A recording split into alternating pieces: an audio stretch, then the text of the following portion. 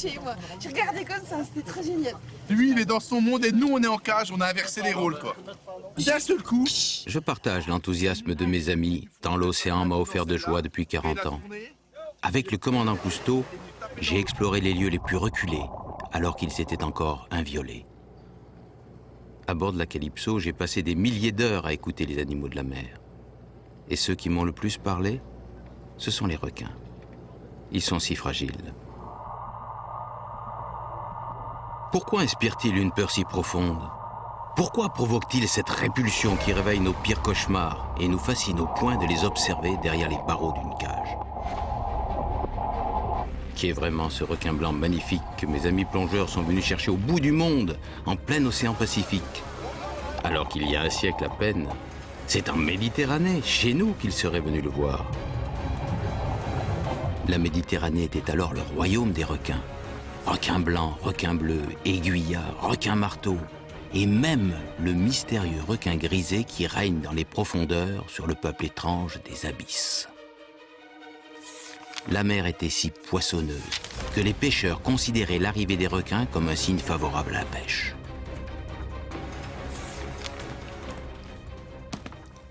Qu'est devenu ce royaume magnifique? Où sont passés les requins? C'est à leur recherche que je vous propose de partir. Et d'abord, ici, entre Sicile et Italie, où le détroit de Messine est connu pour abriter les plus grands requins de Méditerranée. On dit même que les nuits sans lune, des requins grisés énormes viennent chasser au pied de la ville. Mon ami Gianmichele, qui a exploré le détroit des centaines de fois, prépare notre plongée. On a un pneumatique près du port. Nino et Nicolas ont amené un autre bateau.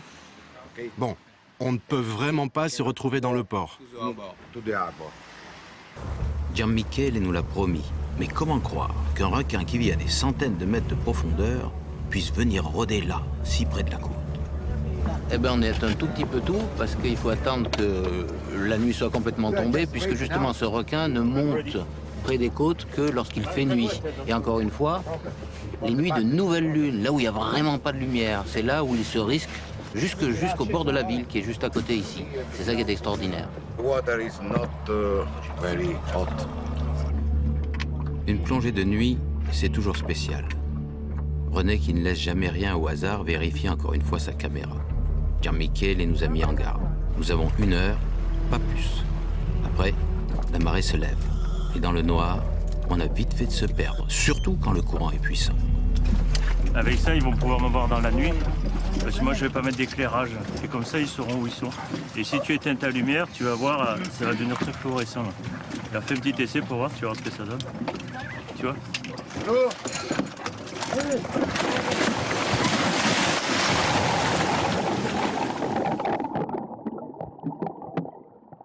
Passer de l'autre côté du miroir, c'est chaque fois magique. On entre dans un autre monde. Pourtant, aujourd'hui, la magie n'est pas la même. Nous traquons un requin qui rôde on ne sait où dans le détroit. Un requin dont personne ne peut prédire la réaction. Un requin très opportuniste qui peut nous surprendre à tout moment. Mais qui n'est peut-être même pas là. L'eau est froide, c'est bon signe. 14 degrés, aussi froide qu'à 1000 mètres de profondeur. Toutes les conditions sont réunies. Mais c'est une raie bouclée qui nous surprend, pas le requin.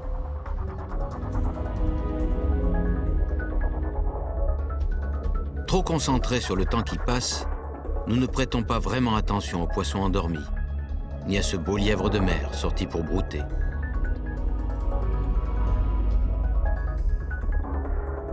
Le pari était trop gros. Mais Gianmichele a été très clair.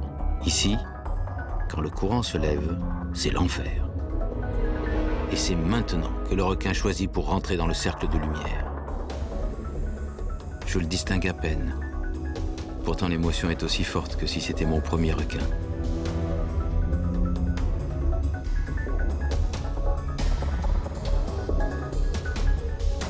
Pour une première plongée, c'est un cadeau exceptionnel.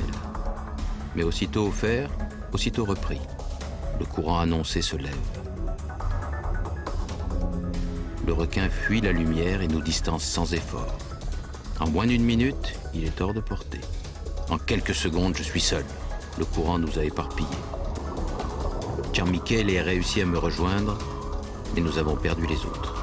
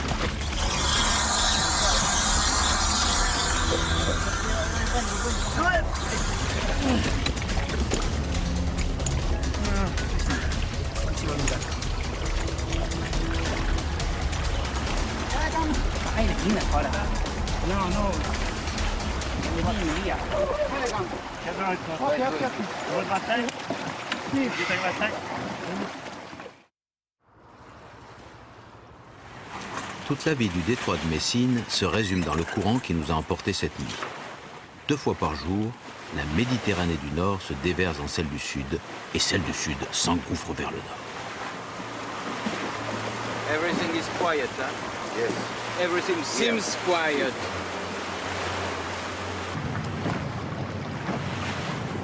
Alors là, ici, tout paraît calme. Il y a un petit peu de vagues qui sont faites par les bateaux qui passent. Il y a de nombreux bateaux qui traversent depuis Reggio jusqu'à Messine. Un petit vent très léger du nord-nord-est. Tout semble calme. Et dans quelques minutes, le léger courant du sud va devenir très fort. Et contre lui, va venir du nord du bassin des îles éoliennes de Naples un courant encore plus fort. 4 nœuds qui vont s'affronter et tout d'un coup, l'eau va se mettre à bouillonner.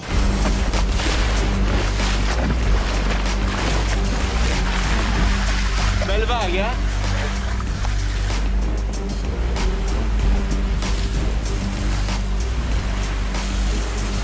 Alors, avec le bateau à moteur de Jean-Michel, bien sûr, on arrive à étaler le courant, c'est assez facile.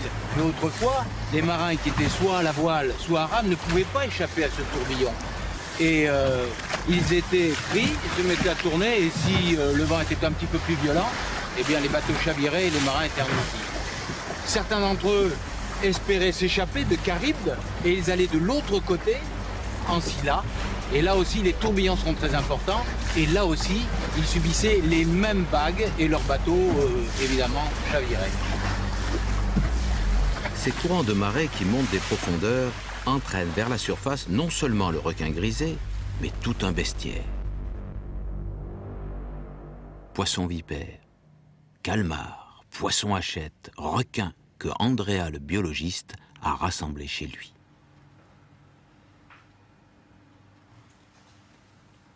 Magnifique. Magnifique. Oh, cette collection, elle est incroyable. Cette collection-là, elle est extraordinaire.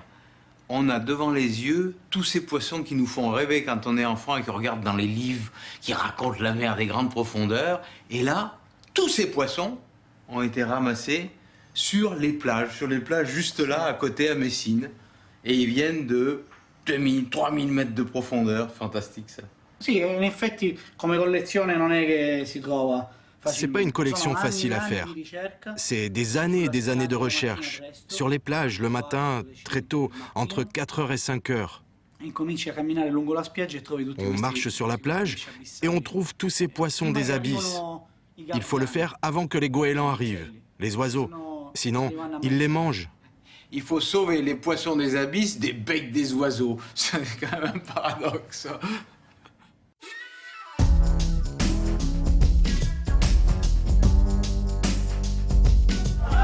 Au marché de Messine, les pêcheurs proposent des poissons qui vivent à des centaines de mètres de profondeur.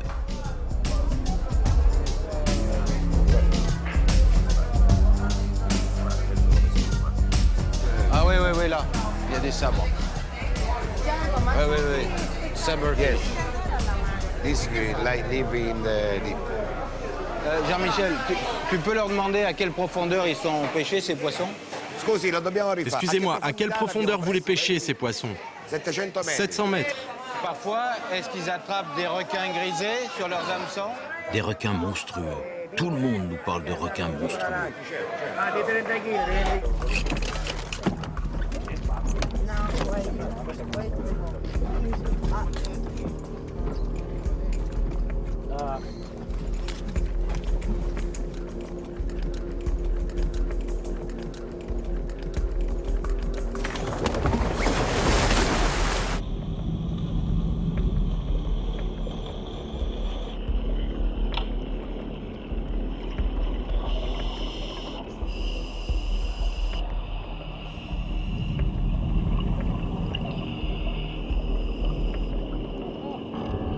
Énorme. C'est lui qui nous a trouvés, c'est lui qui vient. Rien ne semble l'effrayer, ni nous, ni les lumières. Il est monstrueux. Un dos rond et lisse, pas de première nageoire dorsale comme chez les requins modernes. 6 fentes branchiales au lieu de 5. C'est une vraie bête préhistorique, inchangée depuis des dizaines de millions d'années. Il a survécu dans la nuit des abysses aux cataclysmes qui ont balayé les ammonites et les dinosaures. La bête ne connaît aucun prédateur et se nourrit même d'autres requins, de raies et de calmars des grandes profondeurs.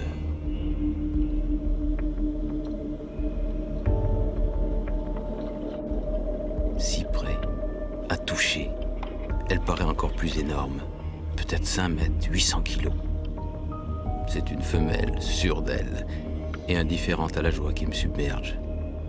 Si peu de plongeurs ont pu croiser son regard. Elle vient vraiment d'un autre monde.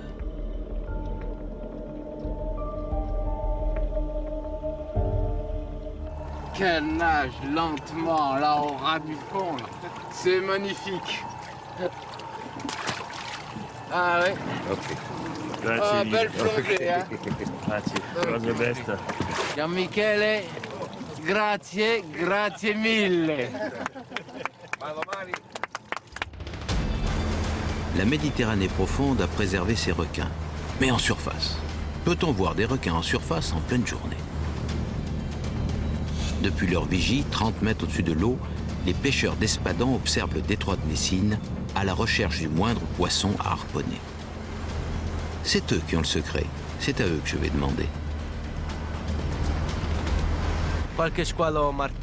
On voit de temps en temps quelques requins marteaux et des requins bleus, mais c'est rare. Ici, dans cette mer, c'est difficile de voir des requins. Quelques-uns rarement.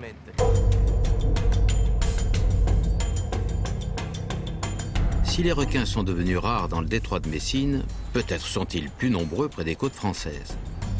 Nous accompagnons Fred Larrey et Thomas Roger, 2 photographes naturalistes qui observent la faune marine au large de Toulon. Nous sommes arrivés là sur un mont sous-marin qui s'élève de 250 mètres au-dessus du fond. Et c'est un endroit très favorable à la vie parce que le courant remonte au-dessus de ce mont sous-marin, enrichit les eaux de surface et il y a toute une vie qui s'y développe. Et là, les requins viennent rôder et Thomas et Fred, qui viennent ici régulièrement, ont vu des requins bleus et nous espérons les voir. Mais ils sont si rares et si méfiants que nous allons les attirer, comme le font les pêcheurs, avec des sardines, des bonnes grosses sardines, qui sont l'un des mets favoris des requins bleus.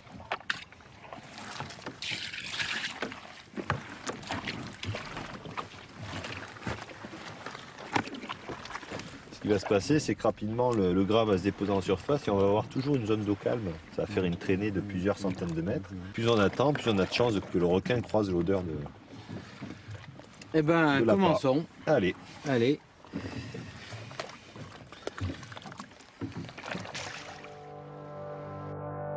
L'odeur forte des sardines est emportée au loin par le courant. Elle diffuse jusque dans les profondeurs. Dans ce bleu où nous ne voyons qu'une immensité vide, le requin perçoit des nébuleuses de senteurs et de saveurs qui s'entremêlent. Il goûte ces effluves, même les plus diluées, et choisit celle qui lui promet un bon repas. Il remonte alors la trace odorante jusqu'à sa source.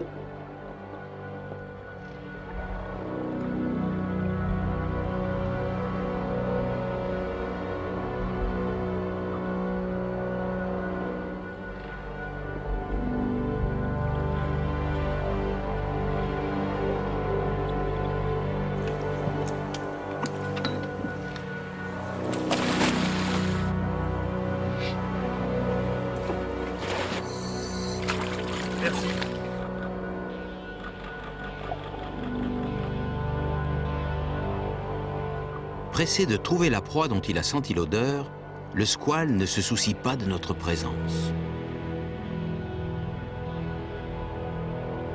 Sa gourmandise l'a d'ailleurs déjà poussé à mordre une ligne dont il garde un triste souvenir au coin de la gueule.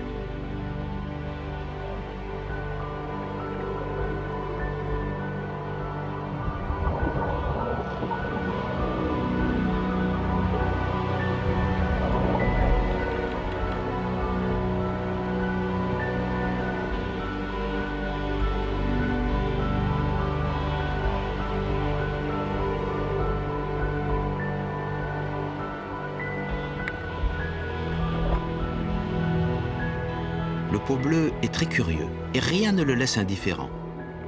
Il inspecte au plus près les hublots miroitants des caméras de Fred et de René.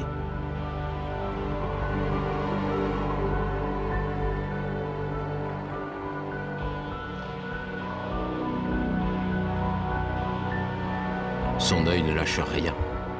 Il suit le moindre de nos mouvements. Contrairement à son cousin des profondeurs, le requin bleu est l'un des plus modernes. Il est apparu très récemment, il y a quelques millions d'années, et s'est rapidement installé dans tous les océans, au point de devenir l'un des prédateurs les plus abondants.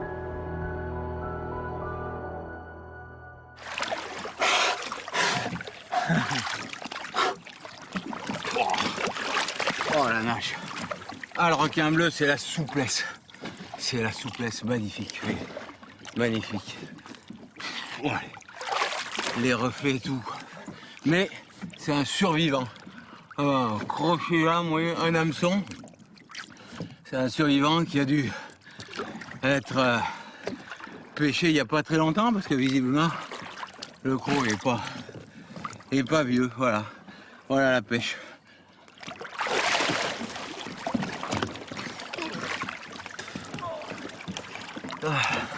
Merci beaucoup parce que faire des requins comme ça en Méditerranée. Ah, et puis 2,50 m, c'est vraiment spectaculaire quoi. Hein, de pouvoir en voir, c'est un bel adulte déjà quand même. Hein. Ah, c'était sympa. Hein. Il y a un déplacement reptilien.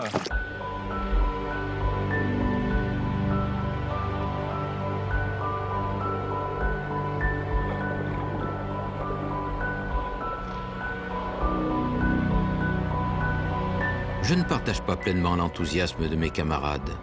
Certes, ce requin était très beau, mais très seul.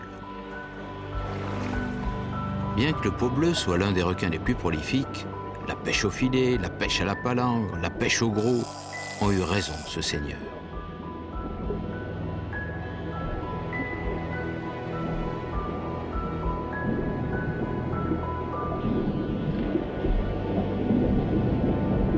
Sur toutes les côtes de France, d'Italie, d'Espagne, les requins ont été décimés.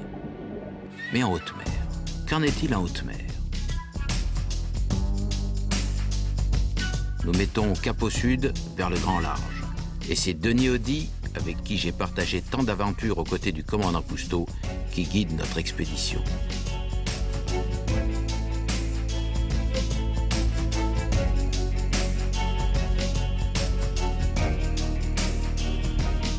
Par mer calme, on peut voir les ailerons de requin en surface. Mais aujourd'hui, en guise d'aileron, c'est un souffle de baleine.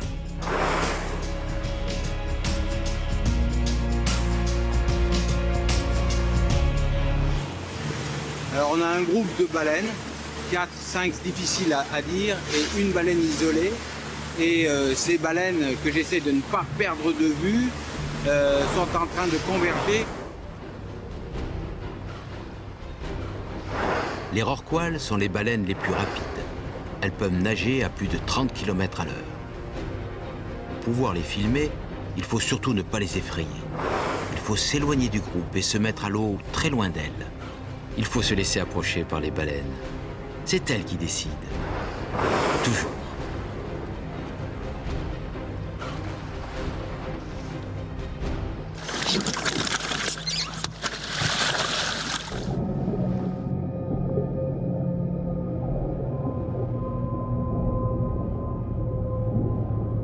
« 20 mètres, 50 tonnes. Le rorqual est le titan de la Méditerranée. L'un des géants de la planète, la plus grande baleine après la baleine bleue. Et quand, pour quelques secondes, la baleine se tourne vers vous et vous accorde un regard, elle change votre vie pour toujours.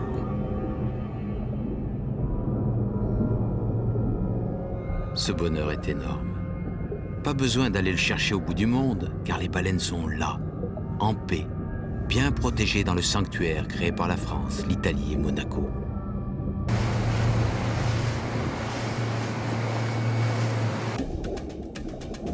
Ce sanctuaire profite aux autres cétacés qui viennent souvent jouer à la proue des bateaux. Les dauphins bleus et blancs sont les plus vifs et les plus nombreux. Ils sont près de 35 000 à enchanter les eaux du large.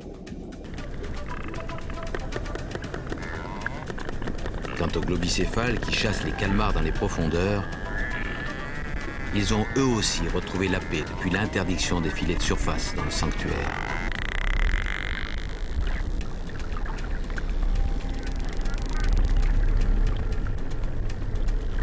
Dauphins de Risseau, grands dauphins et cachalots sont les autres seigneurs de la Méditerranée aux côtés des rorquals.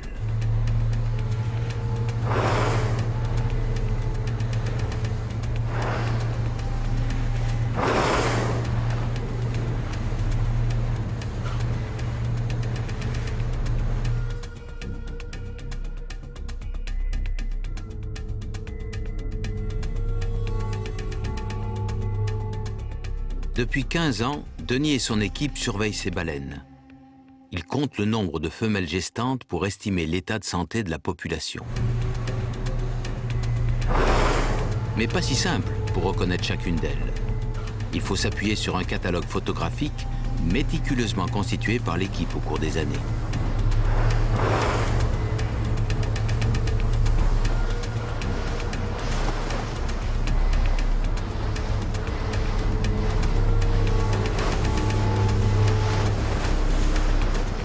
Ah ouais, joli. Et bien là, je viens de faire des photos du côté droit de ce rorqual qui montre une marque blanche assez nette qu'on appelle le chevron et qui permet d'identifier chacun des individus. Ainsi, Denis, son équipe ont pu compter jusqu'à estimer 500 à 700 individus dans le sanctuaire Pélagos et probablement près de 2000 dans la Méditerranée occidentale. 2000 baleines. Ça donne une idée de la richesse de cette Méditerranée. Le royaume est bien là, les baleines nous régalent. Mais les requins sont les grands absents.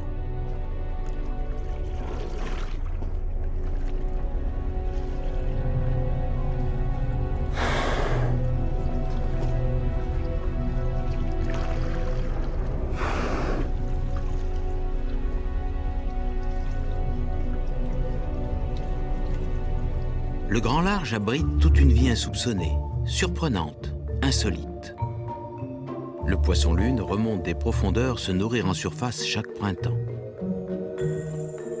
Les diables de mer, cousins des raimentas tropicales, quadrillent l'immensité en quête de proie.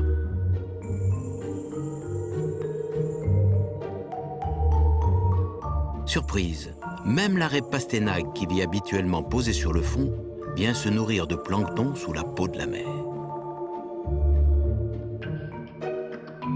Dans ce royaume liquide sans aucun repère, les grands animaux offrent parfois refuge aux plus petits. Ainsi, ces poissons accompagnent la tortue kawan dans son voyage au cœur du désert bleu.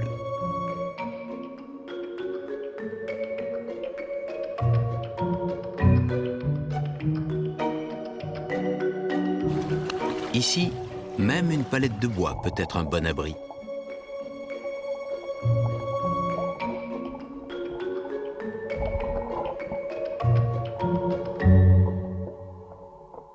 En haute mer, il n'y a pas d'endroit où se cacher, pas d'endroit où se poser. Et les jeunes cerniers viennent se cacher sous les épaves flottantes comme celle-ci. Paradoxe des paradoxes, le cernier peut même venir s'abriter sous le nageur qui l'observe. Quand il sera grand, il quittera son radeau à l'envers et trouvera un repère dans les grands fonds marins. Les roufs, eux aussi, ne passent que leur jeunesse en surface et vont vivre à plus de 500 mètres de profondeur quand vient l'âge adulte. Dans toutes les mers du monde, les poissons pilotes annoncent les grands requins. Mais ici, en Méditerranée, ils n'ont plus pour protecteur que cet arbre flottant.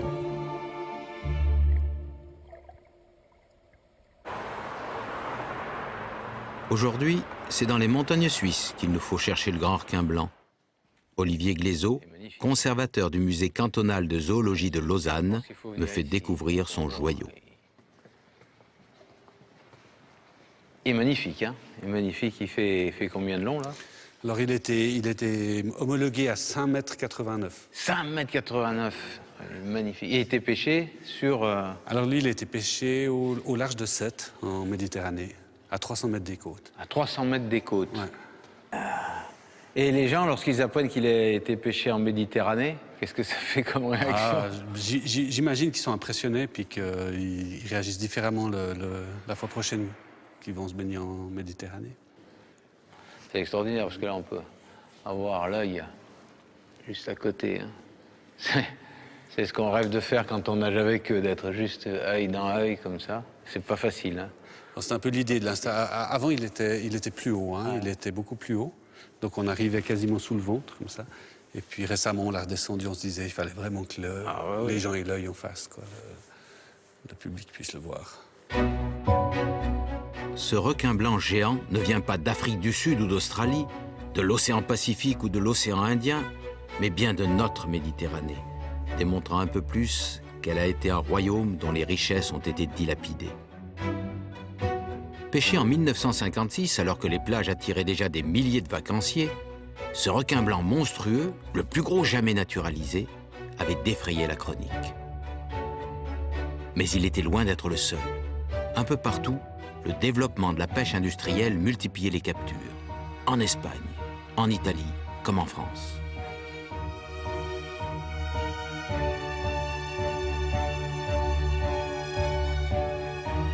Tout cela n'étonne pas Jean Licciardi, qui a lui-même capturé un énorme requin en 1991, à moins d'1 kilomètre du port de Sète. C'était un grand requin blanc? Oui. Et dans l'estomac, vous avez trouvé quelque chose? Et puis je vous dis, il y avait, d'après ce qu'on a vu, parce que c'était une décomposition, il avait 2 tonnes, des petits tonnes, et deux espadons qu'on a reconnus au pic de l'espadon, au sabre, quoi. Pourtant, les côtes françaises sont loin d'être les plus visitées par les requins. En Tunisie, au moins 5 grands blancs ont été capturés durant l'année 2012.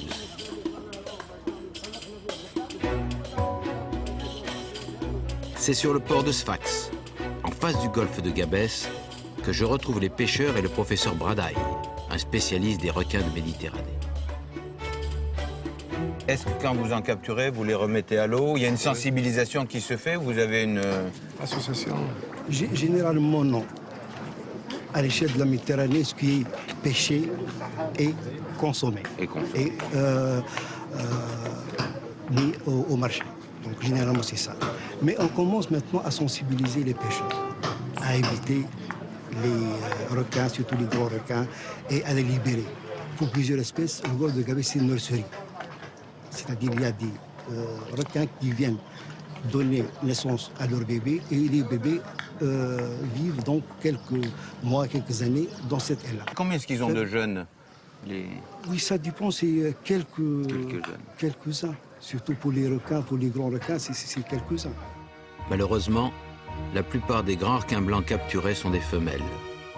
Des femelles pleines, dont les jeunes ne nageront jamais en Méditerranée.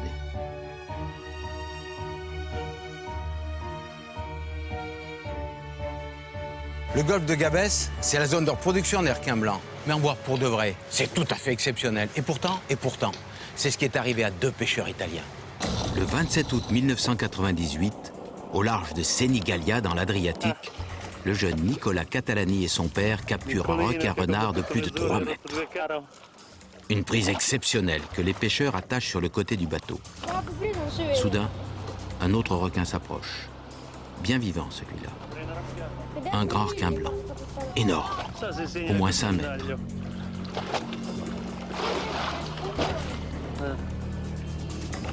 Pendant quelques minutes, le prédateur tourne lentement autour du bateau. Et soudain, alors que tout paraissait calme, il se jette sur le requin-renard.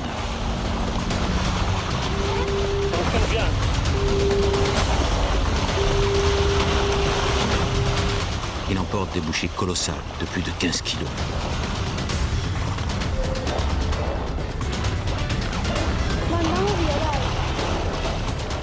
Le jeune Nicolas est tétanisé. Il demande à son père à rentrer au port au plus vite. Et ce requin blanc qui a terrorisé l'enfant, est-il vraiment si effrayant? Beaucoup trop rare pour espérer le rencontrer en Méditerranée, nous décidons de l'observer au large du Mexique, en plein océan Pacifique, où les requins blancs sont protégés. Leur pêche est également interdite aux États-Unis. C'est du port de San Diego que partent les bateaux qui vont observer les grands blancs. Nous embarquons à bord de l'Highlander avec une dizaine d'autres plongeurs.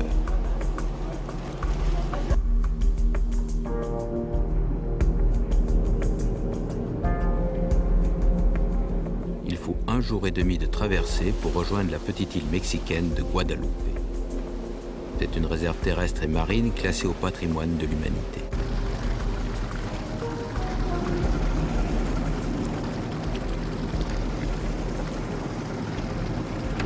L'île fait 35 km, c'est pas un tout petit caillou. Et autour de cette île, il y a à la fois une faune extrêmement riche, des éléphants de mer, des lions de mer et bien sûr les requins blancs qui sont là parce que la vie est riche et parce qu'ils peuvent s'y nourrir.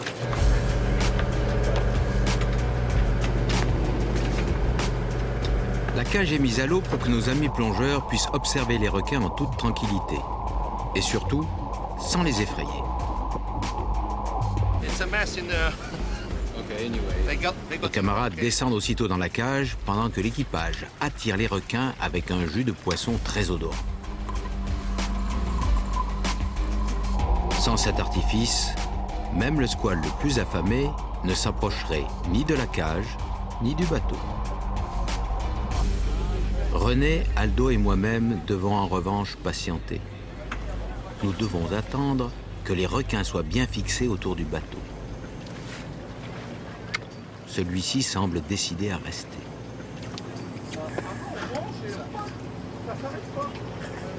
Notre mise à l'eau doit être discrète et silencieuse pour ne pas effrayer celui qu'on appelle encore les dents de la mer.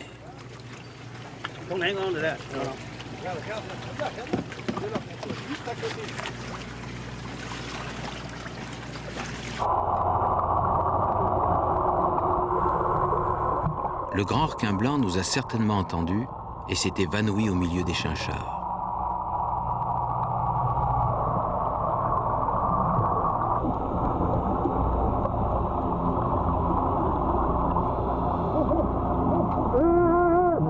Aldo repère le requin qui arrive dans mon dos.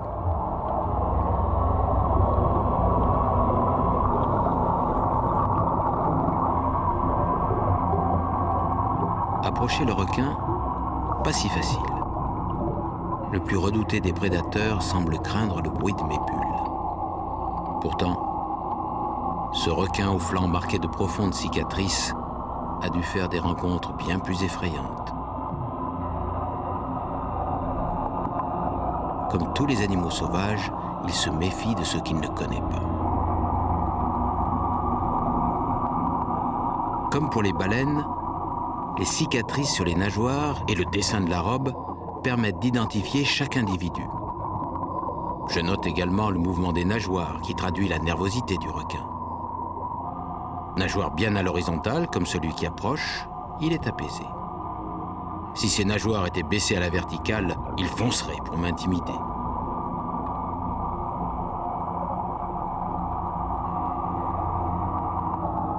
Cette grosse femelle qui n'ose pas s'approcher est sûrement très intriguée, mais tellement timide qu'elle renvoie l'histoire des dents de la mer dans l'univers des contes pour enfants.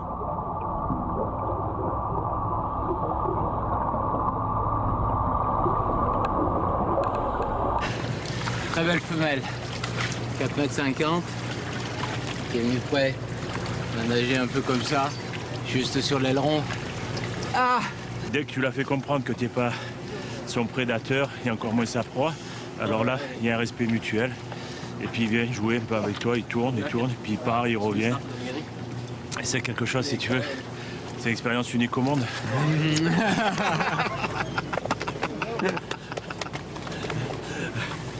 Par contre, une chose, il faudrait que tu plonges en recycleur.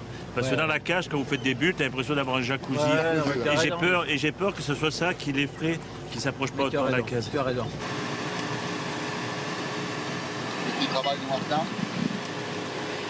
Vous avez préparé le recycleur pour la journée. Avec le recycleur, on ne fait pas de bulles. L'air expiré est récupéré par l'appareil qui enlève le gaz carbonique et rajoute de l'oxygène. Cela permet des plongées plus longues et plus silencieuses. Ben, j'ai hâte. On va voir. J'ai hâte. Non, mais ça va le faire. Ça Alors, va je bien. m'occupe de cette Par contre, dernière. mes bulles hier effrayaient un petit peu les animaux. J'espère qu'aujourd'hui, grâce à cet outil que m'a préparé Aldo, qui est le champion du recycleur, on va pouvoir, René et moi, les approcher mieux, plus calmement, sans que mes bulles perturbent la nage avec le requin. Hier, quand même, c'était un petit bonheur. Un petit bonheur, juste posé sur la nageoire, c'était un vrai bonheur. Mais aujourd'hui, ça va être mieux. Doc Haynes, spécialiste des grands requins blancs, a mis les appâts à l'eau. Les premiers requins s'approchent.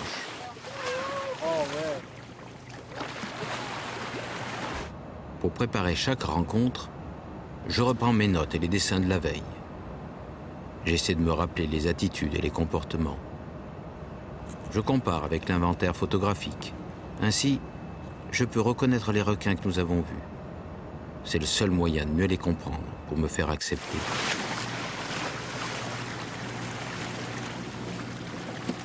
Je vais exciter avec la photo.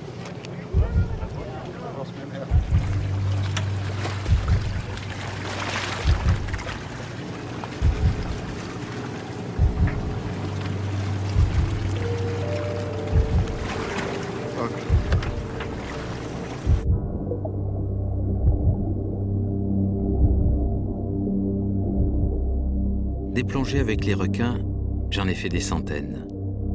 Pourtant, chaque rencontre avec le grand blanc a un goût particulier. On a tant raconté d'histoires, il a tant été calomnié, et toujours par ceux qui ne l'ont jamais rencontré.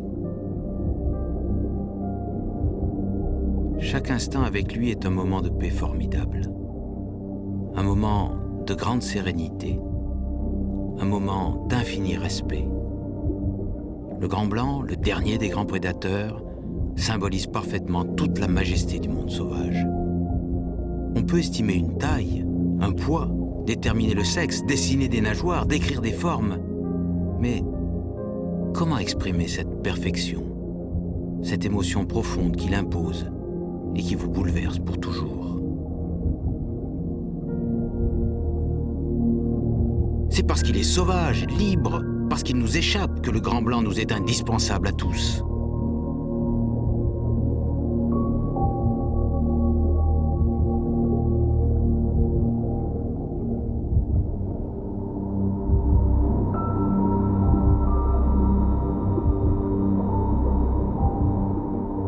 La joie est si intense que l'on est parfois maladroit, trop brusque, tant on souhaite prolonger les secondes de grâce que l'animal indompté offre. Et puis un jour, pour quelques secondes, il vous accepte.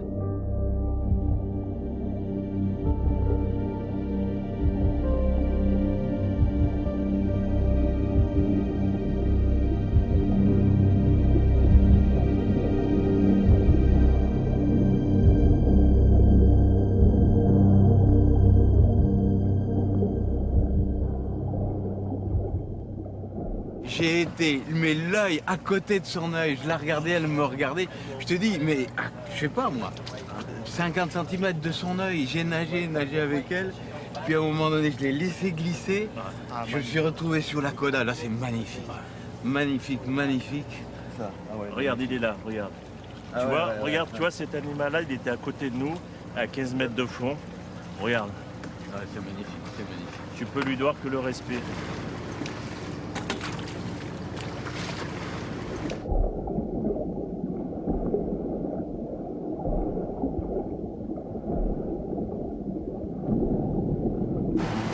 Pourquoi y a-t-il tant de requins ici, à Guadeloupe, plus qu'en Méditerranée, plus que partout ailleurs? Le secret réside sur l'île. Alors là, nous faisons quelque chose d'un petit peu exceptionnel grâce à nos amis pêcheurs. Nous allons aller au bord de la berge, juste pour voir les éléphants de mer qui sont ici en très grand nombre grâce à la protection. Et c'est quelque chose de rare que de pouvoir les approcher comme ça, sans bruit, et de voir un petit peu qu'ils se confondent complètement avec les rochers ici.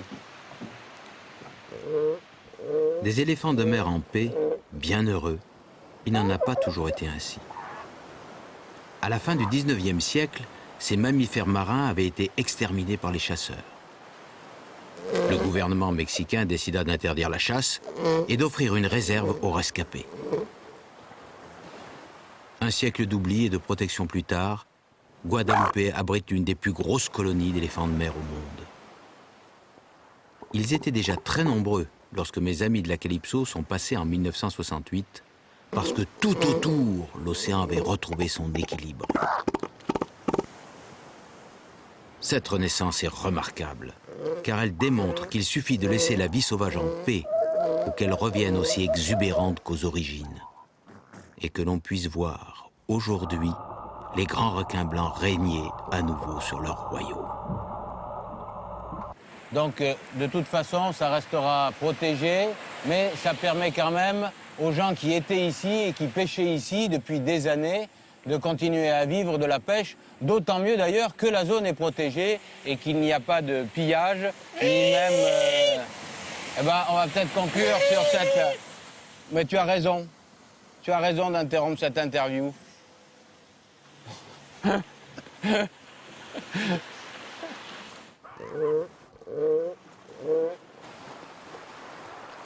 Chez nous aussi, en Méditerranée, sur la côte ouest de la Corse, nous avons une réserve naturelle exceptionnelle.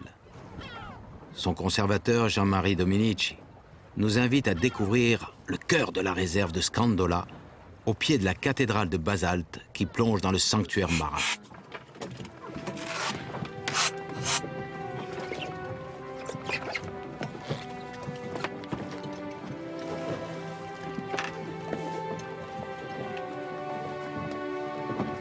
C'est bon? C'est bon, on peut y aller? Allez, c'est bon.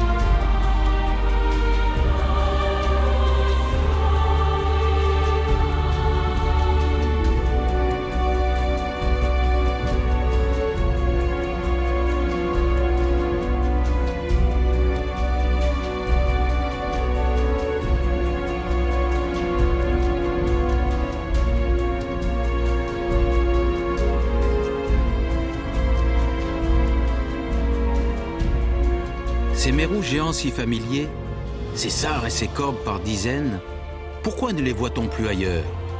Ces forêts de corail rouge que l'on trouvait partout dans quelques mètres d'eau, pourquoi se priver d'une telle splendeur? Cette grande cigale qui risque de disparaître. Au nom de quel progrès? En quoi une mer dépeuplée est-elle un progrès?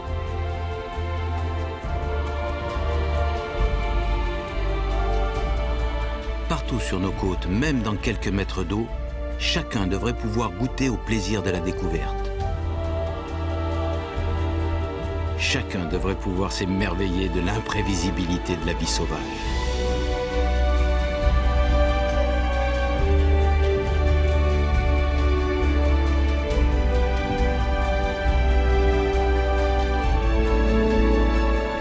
Non, les réserves marines ne sont pas exceptionnellement riches. C'est autour que c'est le désert. La Méditerranée tout entière devrait foisonner comme ici à Scandola. Cela ne coûte rien. La nature n'a nul besoin que nous l'entretenions. Il suffit de lui laisser des espaces de liberté.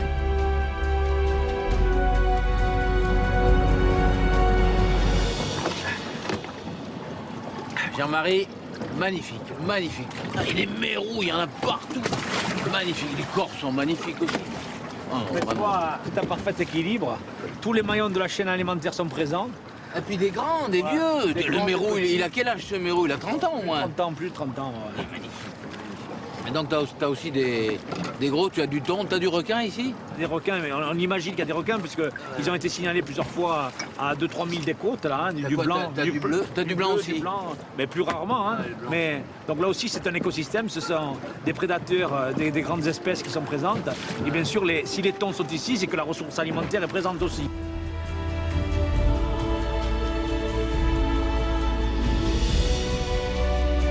Pourtant, Jean-Marie a d'autres merveilles à nous montrer. Car si à Scandola la vie foisonne près du fond, elle est tout aussi riche en pleine eau, où les thons et les bonites règnent. Ici, les chasses commencent dès l'aube, et les petits poissons le savent bien. Effrayés par les prédateurs qui s'annoncent, ces jeunes lançons se rassemblent. Chacun essaye de rentrer au cœur du banc pour éviter d'être exposé aux attaques. Mais rien n'arrête les bonites.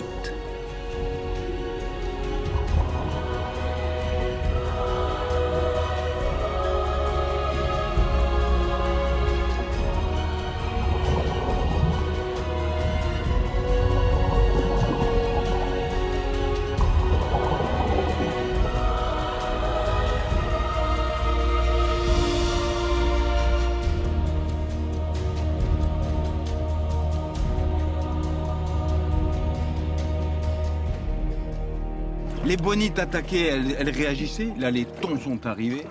Pom, pom, comme si elles étaient sidérées. Ils ont tapé deux coups et ah tout ouais, est ils ont parti, tapé ouais. deux coups. Là. D'accord. Et là, ils commencent à tailler. Mais regarde ça, je les ai sentis. Oh, les pauvres. Donc tu vois, la biodiversité, l'écosystème littoral, côtier qu'on a fait les jours précédents, aujourd'hui l'écosystème du large, donc tout est présent. Les bonites, les tonidés, et aujourd'hui vous terminez par le thon, c'est quand même fort. Hein. Et des gros. Ah ouais, elle était grosse. Ah, ils sont 100 kilos, 150 kilos. C'est tellement magnifique. Jean-Marie a raison. L'exubérance de la vie est telle qu'on en oublie presque les grands absents. Les requins. Ont-ils disparu de Méditerranée pour toujours?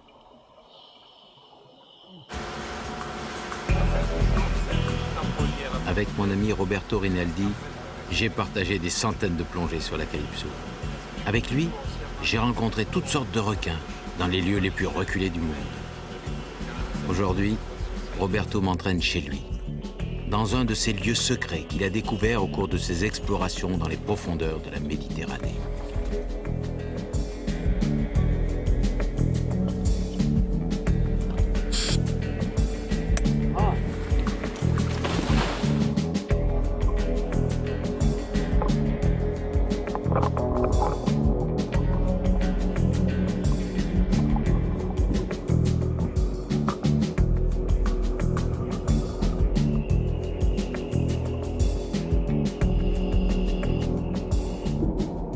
Le secret de Roberto est énorme.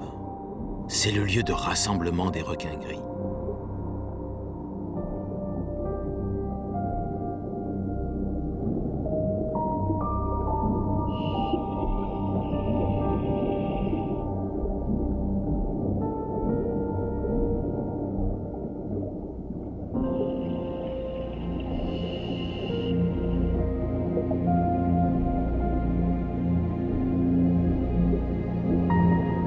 Loin des hommes, de leurs hameçons et de leurs filets, les derniers requins de Méditerranée vivent en paix.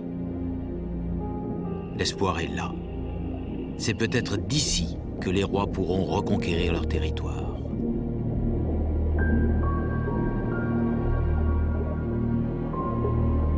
Ça et là, dans quelques trop rares sanctuaires, la Méditerranée nous montre les vestiges de sa splendeur passée.